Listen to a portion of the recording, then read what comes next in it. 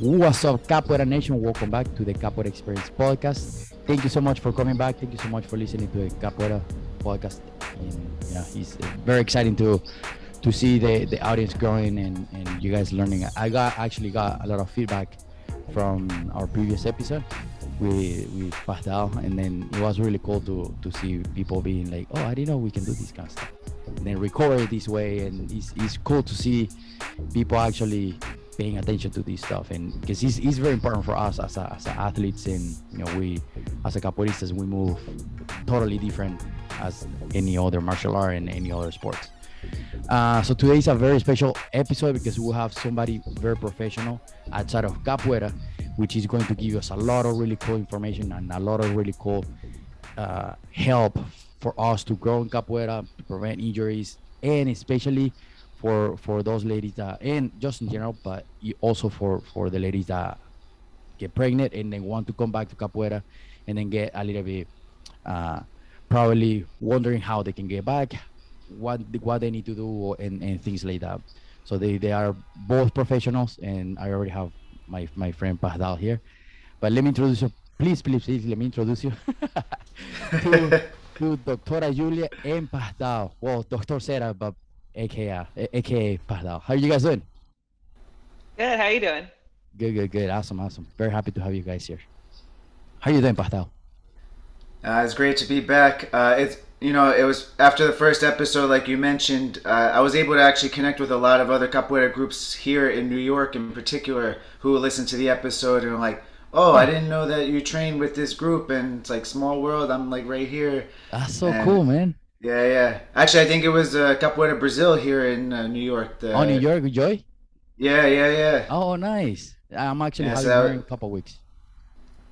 Yeah, I mean, I've heard great things about her group from people that I know who've trained with her. They say she's incredible, so I can't imagine totally what it's gonna be like. Oh man, he's super fun to play with her. Julia, what do you think about capoeira as a professional outside of capoeira? Well, it's a beautiful sport. I think it's really, what I love about it as like an outsider looking in is how much people outside of Brazil and non-Brazilian people start to embrace Brazilian culture when they do it. So they start to learn Portuguese, they like learn to play Brazilian music, and that part of it is really exciting to me. But then also from an athleticism standpoint, it's basically dancing, but it's also like extremely gymnastics rooted and very athletic. So as a person who has spent a lot of my career working with dancers, it's definitely like an area of interest and something that's cool for me to watch. That's so cool. It's cool to see also like the perspective of somebody that doesn't do capoeira and be like, that's cool. And professional, because I didn't know that your part is like with dancers and athletes, is things like that. That's awesome. That's so cool. Yeah. So Julia, tell us a little bit about your background and your career and everything like that, so people can get to know you a little bit. Totally. So I started out, I went to physical therapy school, and my first job outside of physical therapy school was in a setting where I was working with professional and recreational dancers. So cool. It was a lot of sports medicine, a lot of backstage coverage, and a lot of just like movement specialty, because those people are working at like a really high level, and trying to get them to stay on stage if they're currently in a run, or to rehab in between shows if they are dealing with a more significant injury. Okay. And from that place, I ended up, I had already had an interest in pelvic floor physical therapy. And while I was in that setting, I ended up treating pelvic floor dysfunction in dancers, because a lot of pelvic floor dysfunction happens in athletic people who have never actually had babies. So it's really an important population to get that kind of care. And then I left to go specialize more specifically in pelvic floor physical therapy, which I did for a couple of years. And now I started my own practice in Brooklyn, where I treat a variety of athletes, fitness enthusiasts So who cool. are working regular jobs Yeah. and people with pelvic floor dysfunction. So and like the intersections between those things. Hey, Capoeira Nation, I'm very happy to announce our workshop with Fosmanda Coruja, or also known as a Fosmanda Joy, all the way from New York on May 14th here in Indianapolis, hosted by us here in the Capoeira Brazil, Indianapolis. And this is going to be a 2 hours full of Capoeira. The first hour is going to be full class with Fosmanda Joy. And we are going to have right after that a full hour of Hada, or full hour of us moving, connecting, and playing as much as you want and as much as we can. The early bird is going to end 1 month before the workshop, okay? Make sure you register, click the link below, and come join us on May 14th, 2022 for this amazing workshop with Fosmanda Coruja. Is the public there for the type of things that you do that you get a lot of people there? Yeah, it's what's fun about what I do now is that I get a whole mix of people. So I get people who are, fairly elite level athletes dealing with either a chronic, like a long-term problem, or a new injury. I get people who have pelvic floor dysfunction of various kinds, whether it's, pain with sexual intercourse, pain in the genital area, or difficulty with leaking and stuff like that. So Okay. I work with a huge variety of people, which is fun. Okay, cool. And then you mentioned something about like movement things, movement and everything like that. This is probably I'm not sure if you've probably seen it, but what do you think about Ido Portal? Have you seen things like him, like what he does? I think, is that one of the people Jordan sent me a video of? Did you send me that video? Probably because he Yeah. he loves capoeira, and he basically has been like, I'm not doing anything in a linear fashion. Like, he'll do the Yeah. weirdest variations of a squat, like Yeah. single arm push-ups, like basically any Yeah. multi-planar movement on unstable surfaces while balancing multiple. It's like stimulation of like cognition. He integrates it all in his movement practice. It's pretty Yeah. bizarre if you're not familiar with it, but it's incredible. It's Yeah, incredible.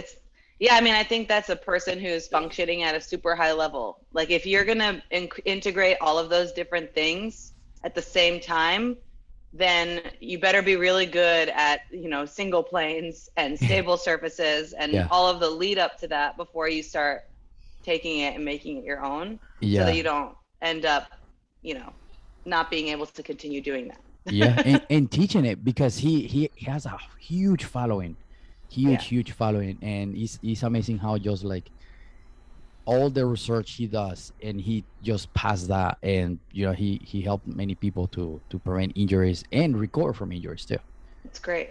Yeah. I mean, I think from a like a rehab perspective, the more you can get the brain involved in things, the more people are going to learn from it. So, I don't really use capoeira in my rehab style. Yeah. I use, one of my favorite things to use, honestly, is kettlebells. So I Interesting. use multi-planar stuff with that all the time, so that people can, or I make them like do sequences where I'm like yelling out what they're going to do next. Okay. So they have to like respond versus being able to anticipate what's coming. So I think love that. Okay. those are sort of like similar ideas. Nice. I love that. We'll touch base back on that, on the anticipation point. I really love that, especially for classes and the reactive mind in capoeira. You have to have that. Yeah. Yeah. Pardal, tell us a little bit about the background. I know we went through the last episode, but tell us a little bit. Yeah, so I've been focusing my attention more recently on working with capoeiristas after I've been training here in New York with Capoeira Guatambu, and realizing that there's so many people in my class were asking me for rehab advice, and then you had that moment where I like, who's helping these people? But even before that, I have a background in I used to be a power lifter for a while, so I was spending a lot of time just doing like squats, bench, deadlift. I used to be a salsa dancer. I used to play Nice. American football, so I have a decent amount of movement variety in my repertoire. And sometimes I still get the barbell athlete, so people who do CrossFit, people who do Yeah. powerlifting. So I use my strength and conditioning knowledge to work with that population. But Nice. now I'm trying to take that into the not the Hoda per se, but Yeah. into to capoeiristas who may think that all they need to do is stretch in order to kick high and to do a good au and a beautiful floreo when flexibility is only like a small microcosm of human performance and actually probably one of the least important in terms of durability That's crazy, man. and performance. So I'm trying to change the narrative of, oh, I got hurt, let me just grab some ice, or I know I just Yeah. need to stretch more in order to throw a good martello. It's like, no. And now what I'm doing is I have capoeiristas on programs where week to week I give them exercises that change to challenge their mobility, challenge their resiliency, and it makes them more sustainable as long as they're on a program. They can run things by me, which is great because I speak. Like, for example, I was talking to a capoeirista from another group the other day, and he's like, yeah, like when I transitioned from esquiva to a negativa to jole, he's like, nobody knows what I'm talking about, but you do. Yeah. And he Yeah. just, yeah, so now I can actually program stuff like that, like, oh, Yeah. like troca negativa, jole, and it's Yeah. pretty cool. Yeah, yeah, and those transitions, especially like a lot of people I heard from many capoeiristas that they say like my knee just like keeps cracking, and he has that like cracking sound in the knees, and he's just like, well, man, I don't know what to tell you. I'm not professional on Yeah. For us, I could just say it's the wood floor, maybe. that. But I hear a lot of cracking knees. But cracking knees is an example of something that you don't necessarily have to be concerned with, unless it's particularly painful and limiting your range of Good motion point. or mobility. It's just a relatively normal occurrence usually after a series of inactivity. But after you do a couple of them, you start to get some fluid circulation in the joint, and you probably won't get as much cracking. Nice, nice. And then, Julia, I forgot to ask you social media so people can follow you and they can see your work because you have really cool content in there too. Thanks. My social media, my Instagram is at Empower Physical Therapy with underscores. So empower underscore physical underscore therapy. Nice. So you can find me on Instagram. You can find me on Facebook, also Empower Physical Therapy. And I try to be on Twitter, but I'm not very good at it. So Instagram is probably your best bet. Nice, nice. Do you have like any sort of like programs there that people can subscribe or things like that? Right now, no, I do mostly one-on-ones, Okay. virtual. I do virtuals and I Oh, also cool. do in person. Oh, cool. Well, reach So out there my to Julia. Yeah. yeah, my contact link is also there, so you can contact me through my website on my Instagram. Nice, nice. Go there, check it out, and definitely practice those things that we are going to go through the podcast. But what about you? Your social media so people can follow you and see you there. Which you also have really cool content there. Muito obrigado, irmão. I am Ft.Dr. So Dr. Ceda. Just like last time, Ceda means silk in Spanish. Fun It's fact very out there. They did used to call me J Smooth back in the day. That's not a lie. Yes, smooth. I'm totally serious. I'm serious. My brother can vouch for me on that. Oh my God, so that's the thing. funny. So Oh, I'm on you have a Instagram. twin. I forgot about I that. do, yeah. Which I found out last night he's the more fun one, but that's for another episode. But anyway, I'm Dr. Jordan Ceda on Instagram and TikTok. My website, www.theabstractphysio.com. And yeah, pretty much Instagram, I'm always on there.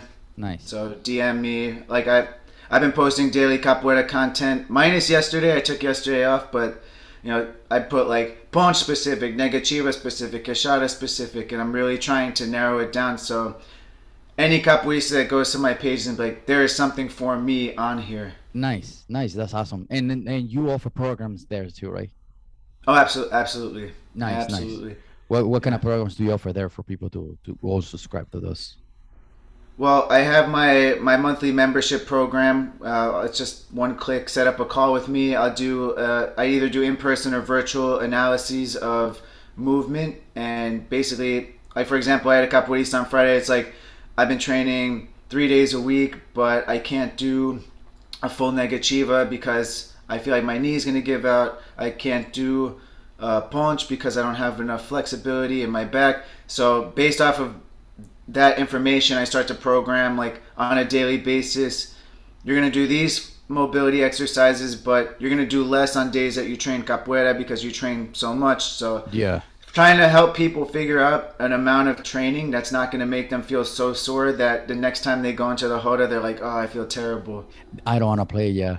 I hate it. Yeah. That's But we still play. We still play anyway. It doesn't matter. Man, I can't. It is funny because once you get into the hot, that you don't feel anything. All the adrenaline popping and blood popping, and then when you get out, you just like you feel like RoboCop. Everything starts falling apart. Yeah. Yeah. Cesa, you already went through the backgrounds of each of you guys, and then now let's see a little or talk a little bit about like injury prevention. And Julia, we mentioned before about like the pregnancy or like post pregnancy, right? So the ladies that want to come back into capoeira and they got pregnant and they want to come back to capoeira, and then maybe some of them have some issues. I don't remember my last pregnancy, but so I'm pretty sure there's a little bit issue in there for or troubles. I don't want to call it issue because it's the body adjusting back to the. But what do you think? Or what are your thoughts on that? So there's a lot of stuff that happens during pregnancy and postpartum. I think the way that I talk about it with people who are pregnant and people who are newly postpartum is like your body has gone through a series of changes over a pretty long period of time. 9 months is a pretty long time. And then you can't expect that you're going to just like deliver and everything is going to go back to normal. The postpartum period is at least a year, and truly, once postpartum, always postpartum kind of. That doesn't mean you're going to feel like 0% yourself for a whole year, but it takes time to feel like yourself again. So I like to give people that kind of expectation, and also understanding that it's not like it's not strange that you don't feel like yourself yet, because that's how it often is. We just don't talk about it that way. Yeah, totally. So that's one thing. And then just we can talk about it in like different types of things you might experience or might see as a coach. But the big things are people, and this is going to also depend on the type of delivery you had, but your ability to connect with your pelvic floor muscles and your core is going to be different, because those muscles were either stretched over a long period of time or working really hard over a long period of time, and your positioning around them has changed. So 100%, relearning your pre-pregnancy like standing position is like a whole series of exercises you can do, because people feel super off balance. So that's one. Learning how to breathe the way you used to breathe before pregnancy is another.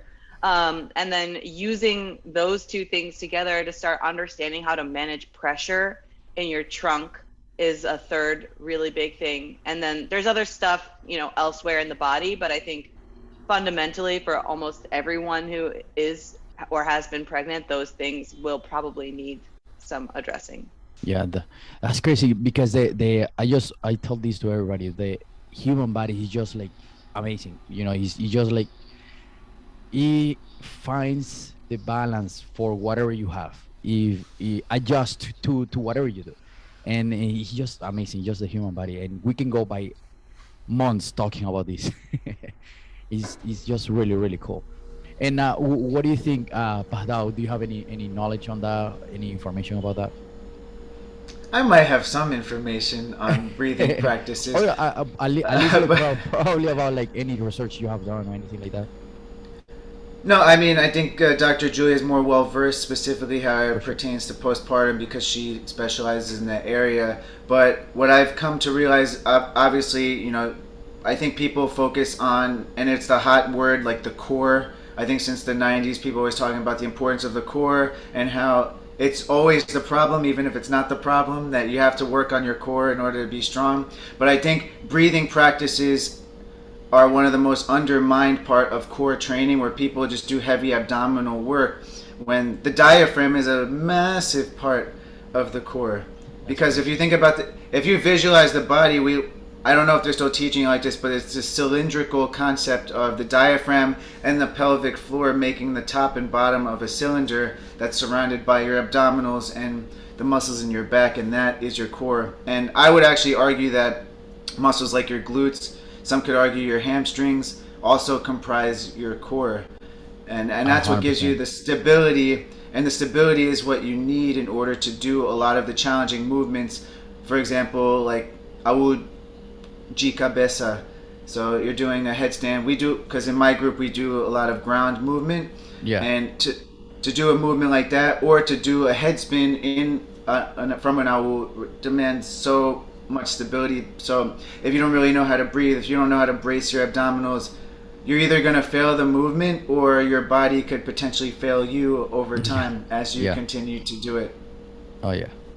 Nice. Yeah. I would even go one step further with that cylinder model and take it to the mouth and the glottis, because this is where air comes in, right? Yeah. So, and if you think about all the groundwork that Dr. Jordan is talking about, if you're standing on your head and you don't have good stability and strength, even in the neck, which I think is part of the core too, then it's going to be really difficult for you to regulate like how air is getting in and out. Yeah. And also, if you think of like you're blowing up a balloon when you inhale, and this is the start of the balloon, I need to have access to the whole balloon, or there's going to be like a bend in it. And then the amount of tension on the different parts of the balloon will be different. Yeah. But I want the amount of tension to be the same. Yeah. And then you need to work harder to get to the point. Yes. It feels more challenging when you do it that way than if you can like efficiently use all of the stuff you had access to generate tension, then it's easier. That's so crazy. I never thought about that. And then, I remember like a few years ago, you guys, or you at least Pada, have you heard about Gugu Quilombola? No. On internet, he's big on social media, and the amount of body control that he has is freaking insane. And then one time I was with him on an event, and I was like, hey, what do you think are good exercises for me for my hips? And he was like, everything is connected. And he left me there. I was like, what do you mean, man? and then I started doing research, and that's when I came across to Ido Portal. And I was like, that makes a lot of sense. That's what he mean about everything is connected. And then I really like that you said that the neck, and then it's connected to the core, and then everything's a machine that is just like it's hard for us to focus on one little thing. You have to work everything around. Yeah, and I think it's important, because you can just look up breathing exercises, and usually they'll just have you sitting or lying down and practicing breathing and through your diaphragm. But is that going to translate when you're on your head? Not necessarily. So it's important to learn, and I think that's one thing Dr. Julia is an expert at, is cueing breathing in different functional positions. So I don't know if you saw the other day, she had me in a headstand for like 2 minutes and had me like breathe. And luckily I wasn't too red in the face, but it's because I actually have some understanding of my breath in that position. Now, if I had to do a full handstand for a minute and hold that, maybe it would be different because I'm not as good at them. Okay. But just understanding, like, now I'm upside down, my diaphragm is now contracting in a different manner versus when I'm on my side. So it's way more involved than people might think. That's so crazy. Also, like, from a pressure standpoint, right? Yeah. To go back to the pregnancy and postpartum population, if you think of your pelvic floor as the farthest out part of that balloon where we need to be able to generate appropriate tension, if you flip a person upside down, that part of the balloon is now like against gravity. So it's harder to actually engage with that in an inverted position. So you have to teach it right side up first. Like people have to be able to find that first, and then you can progress them towards increasing levels of difficulty of inversion so that they can achieve that in their floor work. Otherwise, it's super hard to connect with that in that upside down. 100%. Wow, that's crazy. I never thought about that either. And then this is actually extremely valuable information for those people that teach, because sometimes is this conception of capoeira is free, it's a beautiful art, free, and then you turn around and you see all the old generations, everybody is injured. And then no wonder why, because we've been doing it wrong the whole time. Wrong in the sense of the bad forms, people hunchback, or people don't exercise the right things, and by exercising doesn't mean going to the gym. Just doing the proper form for us to actually have long time in this art form. Pardal, I remember you have some questions there for especially about the pregnancy points. What do you think? Yeah, I mean, we had a ton of stuff for Dr. Julia. I think we already hit on. I wanted to definitely make sure that we discussed what the core was, because I think that's a term that's just loosely thrown around, and I think I didn't even think about the muscles in the neck and throat area, and so that was a good adjustment there by Dr. Julia. But I guess what I would ask Dr. Julia is, if someone is returning to capoeira after a year is off, what would be the main entry points or things that you would want to address with them before, I guess if they could self-assess their readiness to return? Yeah, I think you can, if you look at some of the common features of a lot of the capoeira movements, it's you want to be able to feel really comfortable in a deep squat. You want to be able to feel really comfortable in a handstand, even if you can't hold it for that long yet, you can build that strength back up, but your body should feel solid there. You want to be, or a headstand if you're gonna do some more stuff with your head on the ground first and then transition. You want to, I think foot flexibility and foot stability is a big thing for people to pay attention to, just having watched a lot of the capoeira movements and seeing all of the toe extension that is necessary for a lot of those positions. So even just a simple check, can I sit on my heels without pain? Can I sit on one heel at a time without pain? Can I stand on my one foot on my toes without and feel steady there? All of that kind of stuff I think would be really helpful. And a lot of times people postpartum have a lot of tightness in the feet. So it's an important way for them to be able to A, check their mobility there, and then B, check their stability there. That's amazing. It's crazy how through the feet, and again, everything is connected. The feet helps so much for the stability there. I never thought about the toes flexibility. That's awesome. Yeah. And it's also a lot of times you'll hear people who are pregnant or have been pregnant say that they have plantar fasciitis, that heel pain in both feet, and it's almost never actually that. So if they're experiencing that, that's a good sign that they need to start working basically the mobility of their nerves and the nervous system all the way up, because that system tends to shorten during pregnancy, both because of habitual posturing during pregnancy, and then also because the nervous system is so taxed during that time. That's so crazy. And by you saying all the way up is from the feet all the way to the neck? Yeah. Oh, okay, cool. Pardal, anything else? What else? Yeah. One of the concepts we hit on when we were working together was rib stacking. I don't know if that's a concept. I want to try and keep the terminology relatively digestible for the general public, because I could use fancy anatomical terms all day long. But could you just bare bones what the concept of rib stacking and its importance in capoeira be? Yeah, so this kind of goes back to what we were talking about the core and how it works, and that balloon analogy that I gave. So if you think of it as you're trying to create a balloon where you can put even tension on all of the stretchy parts of the balloon. And because of that, I want to be able to find the position where my rib cage is immediately above my pelvis. Because Oh, then when air comes in, everything can expand together, and that is going to be like the maximal efficiency position. Obviously, if you're going to be, playing and you're going to be rolling around and all kinds of stuff, you're going to be in other positions. But the more you have the ability to like experience that stack and practice that efficient position, the more you'll be able to translate that into positions where different parts of that structure is on more tension or less tension. I see. That's so cool. Yeah.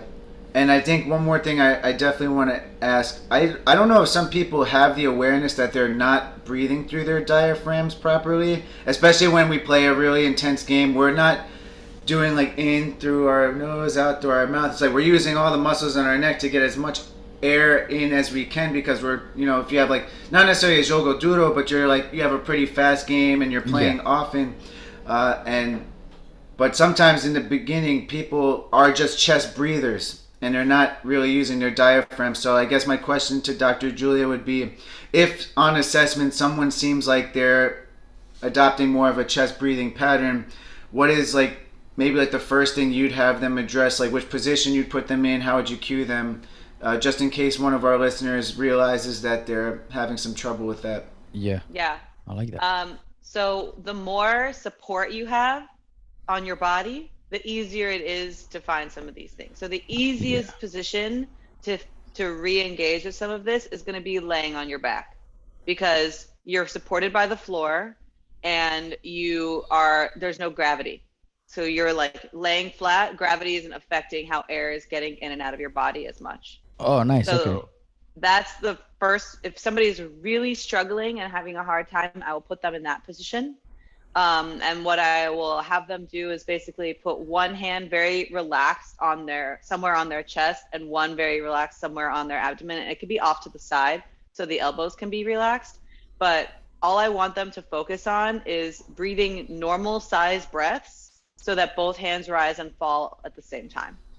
Both hands should rise when you breathe in, and both hands should fall when you breathe out. And I don't want that like super, super big inhale, because it's going to make things feel and look funny. Yeah. But I want them to just like breathe normal volume breaths and see if they can establish that pattern. Because like I said, to go back to the balloon, right? Everything should expand at the same time.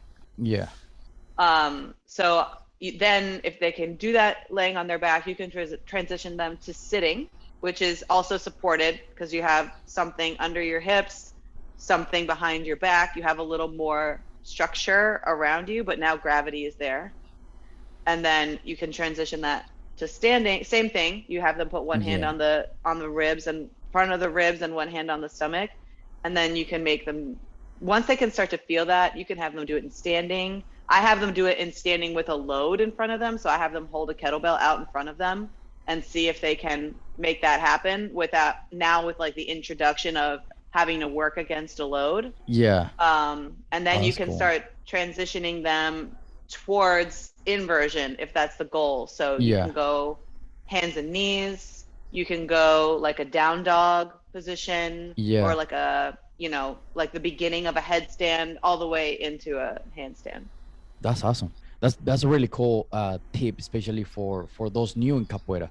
They never done handstands and things like that, and to go from all the way lay down all the way to their hands, which is totally upside down. That's really cool. That's a really, really nice. And then thank you, Pradal. Those were really good questions. Actually, those are pretty good tips for anyone listening for capoeiristas. And if you are not capoeiristas, if you're not capoeirista and you need stabilization of your core, or stability in your core, this actually very, very cool information right there. And then now we talk about the body.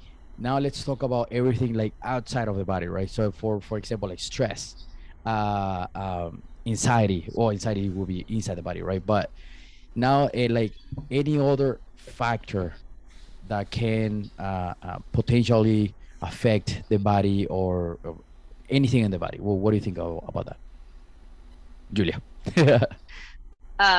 So I think, for new parents, that's definitely going to be a factor. Now you have a baby that you have to care for. You may Good or may point, not yeah. be sleeping. You Yeah. may or may not be eating enough, or Yeah. you may or may not be getting nutritious foods because the baby is eating mashed carrots and so are Yeah. you. Like it's just, there's people lose the ability and the time to take care of themselves for a period of time. And so when you're going to go back to a high level of sport, making sure that you also have the infrastructure in your life for recovery is really important. And recovery means eating enough, eating nutritious foods, sleeping enough, hopefully, I mean, where you can, right? I'm not saying never exercise until you can get 8 hours of sleep a night again, because that's not realistic. The But, next 10 years, I believe that. right. But like somehow being able to like get into a calming state enough sometimes, Yeah. so that your body has opportunities to recover. And then I'll also say, like, especially in people who are postpartum, the hormonal shift that happens during pregnancy is elongated by the breastfeeding period. So if you are breastfeeding, your body is going to stay in a lower estrogen state throughout your breastfeeding period of time.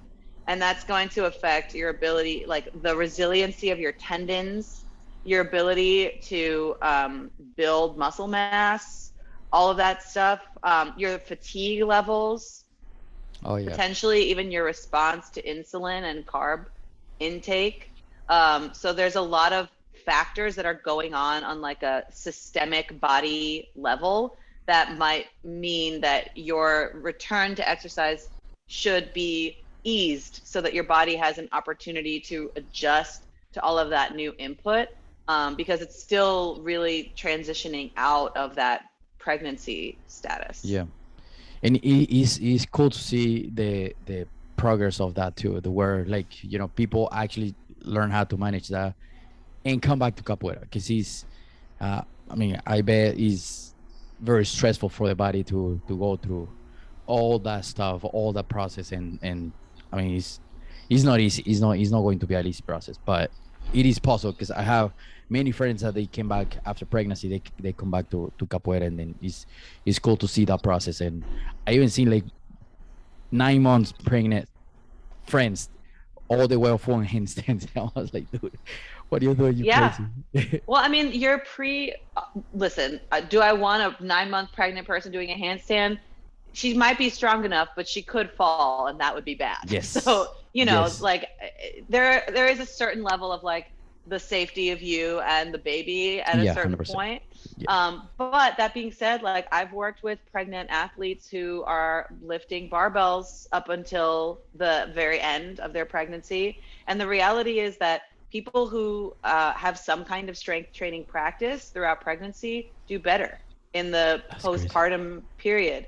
Yeah. And even throughout their pregnancy, it helps alleviate back pain. It helps with potentially with gestational diabetes, if that's something that a person is dealing with. So I'm not going to tell people not to do things. I just want to make sure that they're not fighting through something, because that is ultimately going to negatively affect them, versus like 100%. engaging in exercise because it makes them feel good and feel strong, both in pregnancy and postpartum. Yeah, for sure. But now, what do you think about the stress, anxiety, and these kind of things that affect the body, and then for the things that you specific work with? You mean specifically in terms of being a capoeirista, or just the general population? Just in general population. Yeah, I mean, I can speak, I think Julia and I can both speak about just our environment being an incredibly stressful place. Like, we're here in New York City where everything is moving very quickly, and we're both entrepreneurs. so we're always like working towards something. So I think it takes a lot of active like management of ourselves to make sure that we can continue to serve all the people that we love helping. But yeah, it just, some people either don't have the time or haven't come across the resources to manage their stress in a healthy manner, and that's why like they write many songs about how we just drink to forget all these things, and those are unhealthy practices to cope with stress. Where capoeira is like a drug. It is like a drug, Yeah, and it is. Yeah. and that's why I love it so much. It's like, and that's why I would now. Not You might promoting drugs. persist through. We're not promoting drugs, absolutely not. Yeah, it's funny. But you might persist through a physical injury because it's such a stress relief, and then you might get hurt in the process. It's like one of those things that it's neither here nor there, but it's like a cycle of, stress management. And like Dr. Julia was saying, you have to have a capacity to perform always, and not managing stress or having like persistent negative thoughts. It's not sleeping well. It's all gonna diminish your capacity to perform in capoeira. So if you've been absent for either postpartum or you just taken many years off from capoeira, you are not going to be able to make it through a class without I mean, unless your conditioning has been stabilized to a certain degree. Most people who come back to my class after years off are gassed. They might be able to play like one game in the Hoda, and then they sit and watch the rest of the time because they're just it's not something you can just. I took a week and a half off earlier this year, and I had trouble readjusting to the Hoda. So, Yeah. but I mean, Go ahead. no, go ahead. Go ahead. No, I'm just saying, like, life is stressful. I get it. Yeah. And especially like even in capoeira, like we have to practice berimbau, we have to practice songs, we have to practice techniques. So aside from all the other things that are important to us and we have to do in our lives, capoeira is beautiful, but it also demands a lot of our time and energy. So being able to, I had to come to a point even with capoeira where I'm like, I'm doing my best. I practice my instruments every now and then, but it's not like I have to do it every day because it's just not feasible. Yeah, And totally. I think it's not sustainable. Yeah. In my opinion, for me. And I like that the point that you take the especially the singing part, because breathing is super important during the singing part, and it's just like it's just another topic that we can touch base, but Yeah. it's very important for us to learn how to breathe. There's points where I've been singing in the Hada, and it's just like Yeah. to come back, and then cause it's a back to back, and then it is because it's so fast, and then sometimes I get like, man, I can. It's back. Yeah. It's hard for me to come back to this because it's just like I'm not breathing enough and breathing correctly for me to recover in that singing process. Yeah, I mean, I don't think anyone who doesn't do capoeira can appreciate just like the energy and what it does to you, and you start to forget all the things that you should be doing. You kind of just get lost in it, and you're like trying to hit a note that you can't normally hit, and you're just Yeah. like, and then I get my professor looking at me, and he's like, Yes. "Rapada." Yeah, switch it up. Nice. Yeah. And then it's really cool to learn how to manage all the stress part of and outside of capoeira too, because that's definitely going to affect your performance, your work, and everything is connected, right? And then it will help you a lot to learn how to control all those some things that we can't control, but of course, try to control everything that you can control, and then that will help you to perform better whatever you do. I think also just like things to look out for that might be a sign that you maybe need to take a little bit of a step back or like manage how far you're pushing yourself is important too. Like specific to the postpartum period, a lot of times people are very focused on like getting their core back. Like that's a big focus for a lot of people aesthetically, and then also just like in terms of how they feel. But if you are like really pushing yourself beyond the place where your nervous system is like ready to handle that level of exercise, you can actually bloat because it's gonna affect your GI system. That level of stress affects your GI system, which is, we don't have to get into like all of the connections between the brain and the gut, but basically like your gut is a reflection of what's going on in your brain and vice versa. So if you are pushing yourself past the point where your body is like ready for that level of exertion, sometimes you'll see bloating either like in the couple of hours after or even the next day. And people think, oh, my core is like getting worse, or like I've lost progress on that. But actually it's just their gut is taking up more space because there's like inflammation and swelling there in response to that level of exertion. So that if you're experiencing that, or like you do capoeira and then the next day you just like can't do anything, you're like crashed out for the whole next day, or even like later that night, like all of that is a sign that you are like overwhelming your nervous system and not 100%, recovering well from what you're trying to do. So if you do need to like play one round and like sit for the rest of the time, fine. Like if that's where you're starting, fine. Just like give yourself the freedom to do that so that you can actually play 2, play 3, whatever in the future. Because and then that's going to compound, right? And then it becomes worse and worse and worse, and then it comes with the famous saying of, you know, listen to your body, you know, and then and sometimes we just get caught up with excitement, and we just we just get too excited and then be like, why this hurts, and then, you know, I don't feel that good. Totally. What do you think, Pastor?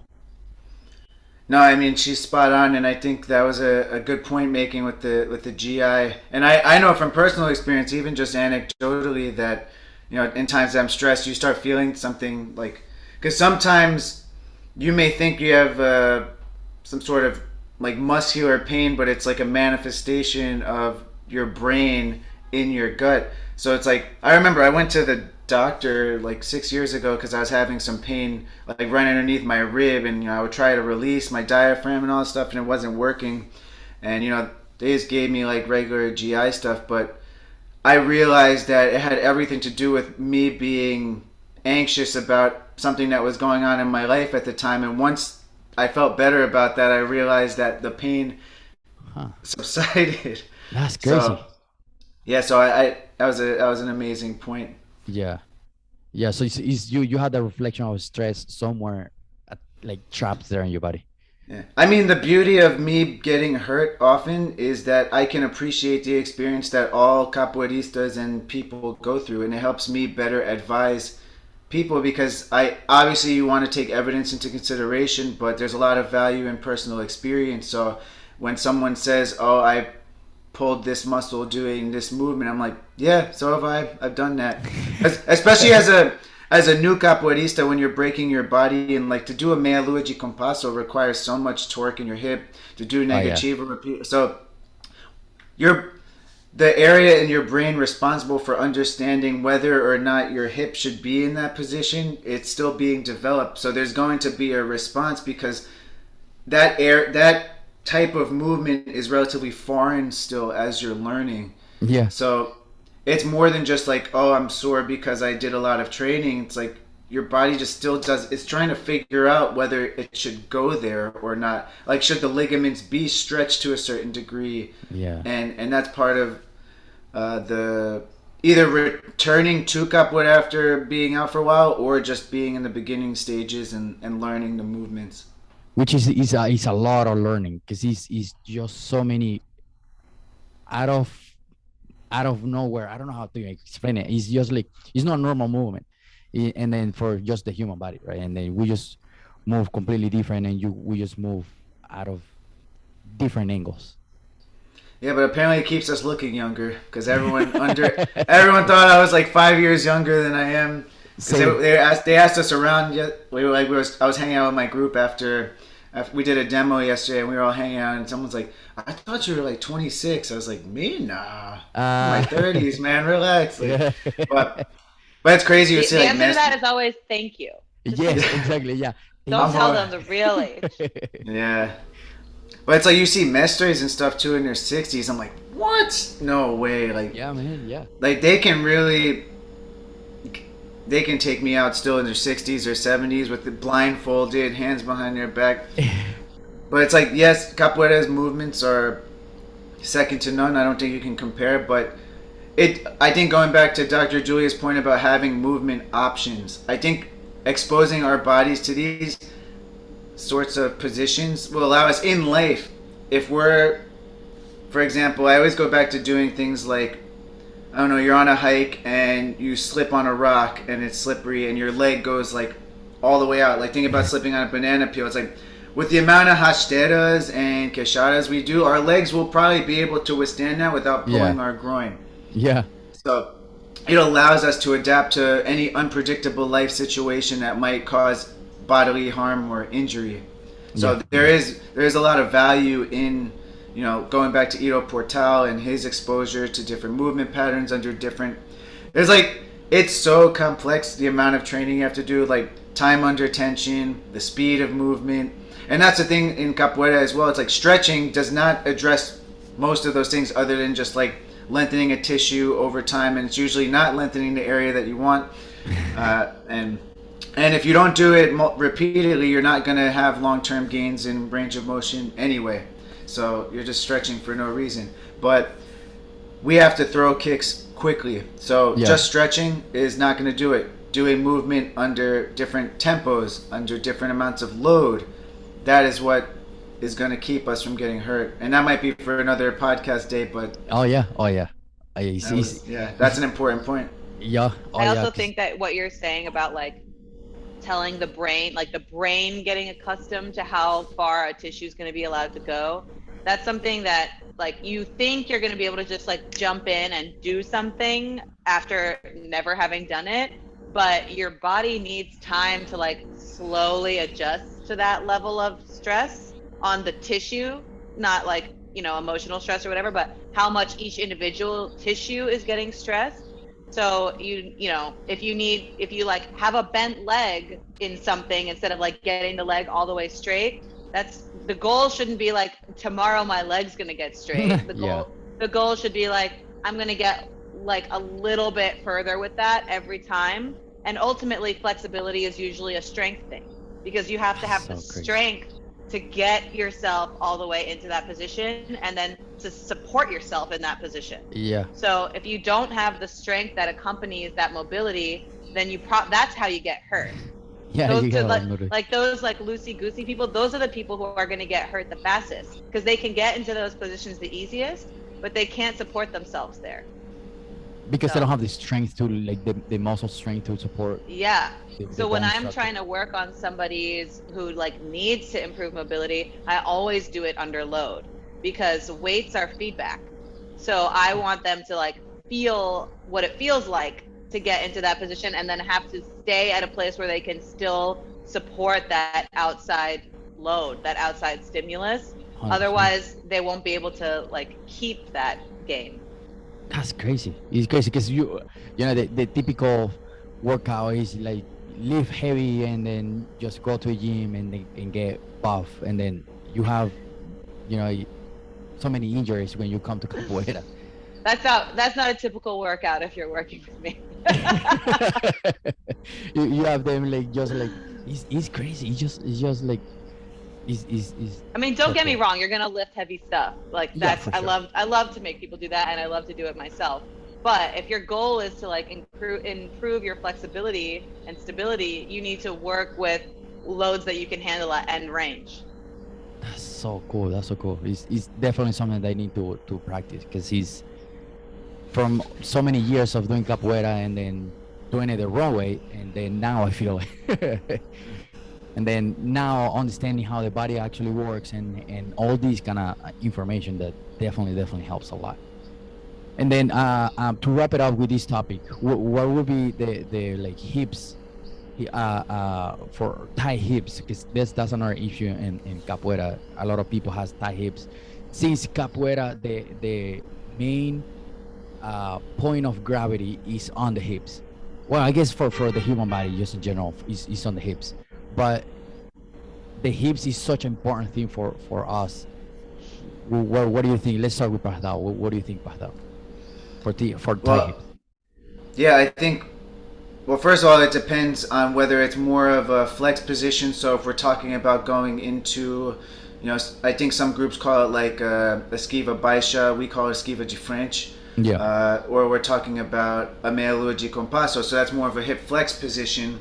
So repeated exposure to that is helpful, but doing it, it's like if you do it too often, it's going to be sore. But if you gradually do it, like day to day, like expose your hips. So for example, there's a stretch I like to give people called the Spider-Man stretch, where you're putting your hip in that position, and if you do that daily, your body's gonna understand that it's something it should be doing. So when you're doing like Schiva de French or Meia di Compasso, you're likely not going to feel residual tightness because it's something that you do all the time. Now, you can also feel tightness doing something like a martello or a queixada, where your hip's not opening as much. So I would train that a little bit differently. And I would also, but I find that those injuries happen more in the initial stages of learning. Like for example, when I started learning martellos, my feet weren't pivoting enough to actually allow my leg to fully extend. So I was trying to just whip my leg around with my hip and my hip flexors and my obliques, when if I just position my foot in a more advantageous position, I can extend my kick without overusing my hip. And you have more power there too. And you have more power because, I mean, it's very technical. It's like it's your arms, it's your obliques, you know. But so I think as long as you address the technicalities and the technique is solid, then it's just a matter of making sure that there's a concept, I think it's still pretty common, about training spikes, where if you do 50 martellos on one day and then you go the rest of the week without doing any sort of exposure, like it's gonna feel tight the next time you do it, because for sure your body's just it's like a shock to your system that this movement pattern, these tissues are being exercised to this degree. So it's like even when I'm outside of the Roda, I'm in the gym doing mobility work for my hips, and sometimes I'll take a kettlebell, I'll do like some arm bars, I'll do I do like this 90-90 one where I'm holding kettlebells here at chest height and I let my knees go from side to side just to work on active internal external rotation. So I have videos on all of this if people want to check my Instagram. But it not only just feels good working against load, because I actually feel like using load targets the joint capsule even better, and it helps you stabilize your whole core and your upper. It connects your upper and lower quarter even better when you hold something like a kettlebell. If you couldn't tell, Julia likes kettlebells. You could see the rack behind her in her home. But that's the thing. It's like loading stretches, doing loaded stretches, which you can call it strengthening. You can call it loaded stretches. At the end of the day, you're getting more neural feedback to that specific joint. So I like that. If you do something heavy and then you do it without weight, it's gonna feel amazing. Yeah, for sure. Because you've already prepared your body to do something heavier, so that when you then those martellos just go like a knife, but cutting butter. What are your thoughts, Julia? I would agree on the loaded mobility stuff. I think part of what happens when you load a mobility exercise is that you challenge all of the dynamic stability around your joint to help you maintain that end range position, so that when you are doing that kick, you what you need when that happens is like everything that supports the thigh bone into the socket, basically, to be able to control how that is going to move. So crazy. Okay. So if I can stimulate that by loading myself at end range, it's going to improve my mobility, because it's going to improve my joint's ability to be supported in that position. So I'm like a big fan of loaded mobility, and kettlebells are a fantastic tool for that. The other thing I'll say too about mobility and like tightness is that usually if you have tightness on both sides of your body consistently because of a movement, that muscle group is weak. Like usually tightness is often a weakness problem. And I saw this when I was working with professional dancers all the time, because they would tell me their hamstrings felt super, super tight. And I would say, okay, show me how far you can get to the floor. And they can get like their entire palm and more to the floor. So that is not a tight hamstring. That person has great hamstring flexibility, but it feels tight because they're trying to do all of these end range motions, and they're not using those muscles efficiently in those end range positions. So and crazy. Okay. and so there's like a weakness there versus like a lack of flexibility. Crazy. So and then the other thing too, that a lot of people think that flexibility means strengthen the muscle, right? Because the more I stretch, the more I stretch, the more I can hold this position, right? And then I can reach better to this position. And I see Pardal disagreeing with that, but it's a myth in capoeira. And then a lot of people say, like, I need to, like you said at the beginning, Pardal, it's just like I need to stretch more so I can do better martelos. It's just like, no. No, I So just you have need bad. to like put your foot on something really high up and try to lift it off of that thing. That's what you need to do. That's that. Oh, Pardal has a video about that. Yeah. Yeah, There's I mean, a lot of but crossover with dance, so like it makes a so lot of crazy. sense. Yeah. because again, it's like what Dr. Julia is saying. It's like we're working. What are the positions of the body in which our tissues are likely going to fail us? It's not here, like we're pretty safe here. It's when we're fully extended. So you have to train, and there are different levels of control to master. Like if you don't have the range of motion, we have to acquire the range of motion first. Whether it's doing what we call a PNF exercise to gain the range of motion and allow the tissues, meaning like the muscles and the ligaments and all the nerve tissue in there to relax so that we can acquire that. And then once you have full range of motion, then you can challenge it doing more like what we call eccentric work, where you do very slow contractions over time and then loading it on top of that. So there are layers of building every tissue provides feedback to our brain, and then vice versa, our brain to our tissues. So that was a great example. Like if I were to do a martello and I wanted to get it higher, I could just put my leg on an elevated surface. Obviously make sure that my toes are pointed. I don't want to cheat by doing this and pointing my toes towards my face, because that's not the right technique. And then make sure that you're stabilizing your stance leg, and then just lift up and down in a small range of motion, and then progressively add more and more height. So that's stretching, but it's stretching under relative load versus just like holding it there and sinking into it. You take it off, you feel terrible because you stretched it past its limits, and it's certainly not something you should do. If you did want to stretch and stretching was something that felt good to you, certainly not something you should be doing before you play. So what I like in my group is that we warm up with the capoeira movements. Like we'll just do ginga, esquiva, some fintras to really warm up the movement patterns, but we don't do any static stretching before class. And I'm really grateful for that. I go back to my high school athletics when we were doing a bunch of stretching, and these coaches who had no idea what the heck they were talking about. And I think about like my first experiences in gyms, and I'm like, oh man.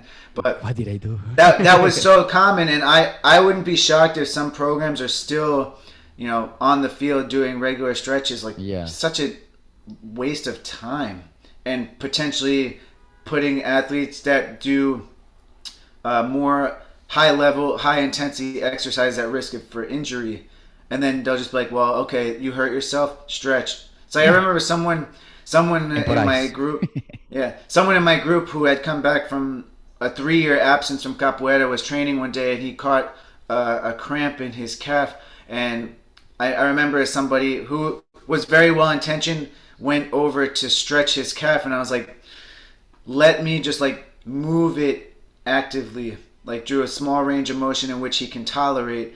So because if you stretch something, like you say, if you think of a rubber band, you're only really stretching one piece. Even though the outsides are stretching, the inside doesn't stretch that much. So when you think about stretching a muscle, you're really not accomplishing much anyway, except seeing someone in agony, and you're like, no, I need this. It hurts good. It's like, because it feeds into the beliefs that stretching is helpful. Yeah, that's true. But we need to put that to bed. It's 2022. We're better informed now, and that's why Dr. Julia and I are out here, because there's too much evidence to support resistance training in injury prevention, quality of life. Stretching only has a relatively small place, and for capoeiristas, it's not what we need to be sustainable. Yeah, 100%. And I really love this topic. And again, we can go for hours and days talking about the human body, right? In just specific points, we can we can do hours of podcast. But this on a general point is very very helpful for the capoeira community, and for anyone out there that wants to not only focus on capoeira, because is you also do some like cross training and to get stronger at capoeira. If you're gonna get stronger at capoeira, do something outside of capoeira. It's just one thing is not gonna get you stronger. So it's better to get exposed to many different things so you can actually feel better.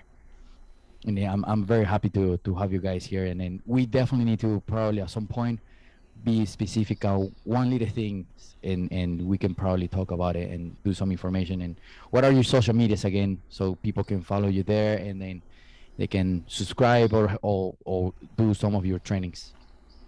Ladies first, Julia, what is your I am at empower_physical_therapy. nice. There's a link to my website in my bio, but my website is www.empowerpt.nyc. Nice. And I'll put all this information in the description of the podcast. What are you, Patal? I am at Dr.Jordan Ceda on Instagram, TikTok, Facebook as well. By the way, if you're a tourist in New York City and you go to Dumbo, there's one street where it's like a bunch of bricks and there's a bridge in the background where you see a bunch of influencers taking pictures. If you're in that area, go visit Dr. Julia because her office is literally right there. Oh, cool. Nice. Okay, perfect. You've probably seen it on Instagram. I'm pretty sure we have. That's pretty cool. Well, guys, thank you so much. I'm very happy to have you here and get all these really, really cool information, super valuable information for a human body and just for everybody out there, especially the ladies that want to come back after pregnancy. It's very, very helpful. Absolutely. Okay. Talk to you guys next time, and definitely let's do it again. Até já. I'll see you guys later. Até já. Bye. Prazer pra você. Prazer. Hey, thank you so much for listening. Thank you so much for being part of this episode one more time. And thank you so much for being part of the Capoeira community. I'm very happy you made it all the way to the end. Now, make sure you listen to the next episode next week or the following week or the previous episodes. And don't forget to subscribe to our YouTube channel.